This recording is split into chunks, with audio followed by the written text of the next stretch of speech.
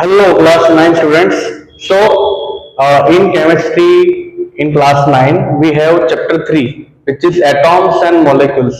In that chapter, there is very important theory, which is the valency. So, in element, like we have atomic number 11 as sodium, okay, and we have atomic number 17 as chlorine, and many other elements like oxygen, nitrogen, and argon and zinc, okay. So in periodic table, okay, there is S block, there is B block, and there is P block, and also there is F block. In this P block, there is the 18th group. 18th group. In that group, element like helium, neon, argon is present, and this elements has full valence electron, means they have full electrons in their outer valence shell. Now, sir, what is outer valence shell? Then, in electron configuration,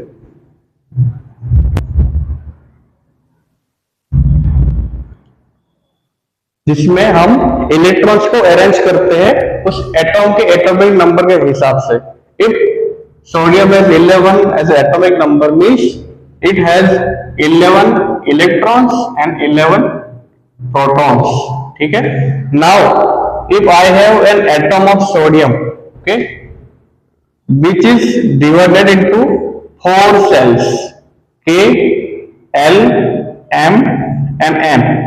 The K cell can eligible for only 2 electron, मतलब कि हम K में 2 electron से ज्यादा fill up नहीं कर सकते.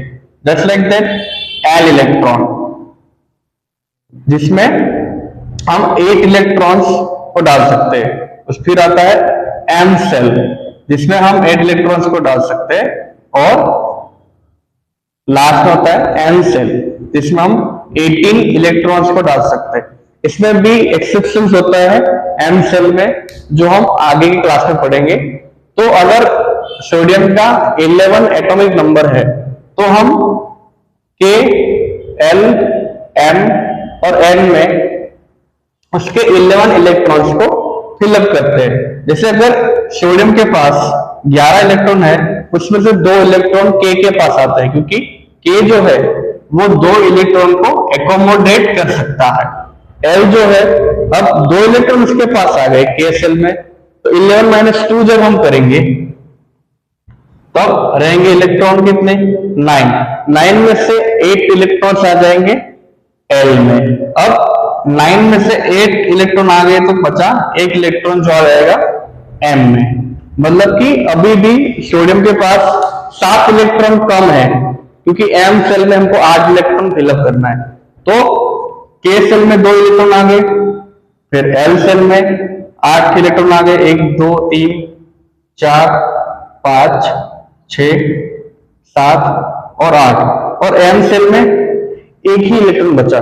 तो that electron which is present in the outer shell of this sodium atom is we call it valency. Okay, so the electrons which are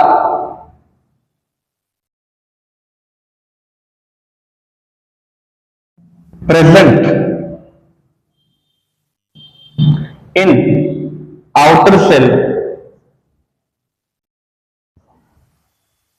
of atoms are their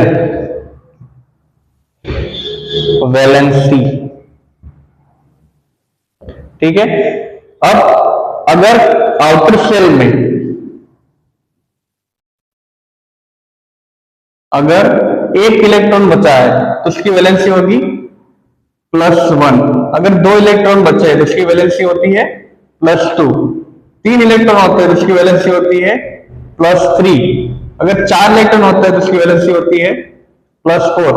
लेकिन अगर outer cell में जैसे chlorine है, तो chlorine का अगर K, L, M, N हम fill up करेंगे तो इसमें आता है 2, 8 और 7. तो उसके आउटर सेल में 7 इलेक्ट्रॉन है, तो 1 इलेक्ट्रॉन की उसको जरूरत है. तो अगर 7 इलेक्ट्रॉन है तो हम जैसे ऑक्टेट रूल होता है कोई भी कंपाउंड बनाने के लिए, जिसमें 8 इलेक्ट्रॉन की शेयरिंग होती है, तो 8 में से 7 इलेक्ट्रॉन को हम सब्सट्रैक्ट करेंगे तो हमको मिलेगा 1, जो क्लोरीन की वैलेंसी होती है। तो जब जब हम माइनस करते हैं तो उसकी वैलेंसी होती है माइनस में। तो ज्यादातर नॉन मेटल्स की वैलेंसी माइनस में होती है, ज्यादातर मेटल की वैलेंसी प्लस होती है, जैसे कि सोडियम की वैलेंसी प्लस है, ठीक है। अगर 8 माइनस 6 है तो उसकी वैलेंसी होगी -2, जैसे ऑक्सीजन की होती है। अगर 8 माइनस 5 है तो उसकी वैलेंसी होगी 3। तो अगर आउटर शेल में 1 इलेक्ट्रॉन है, 2 इलेक्ट्रॉन है, 3 इलेक्ट्रॉन है, 4 इलेक्ट्रॉन है, तो उसकी वैलेंसी होती है उस एलिमेंट की +1, +2, +3 और +4।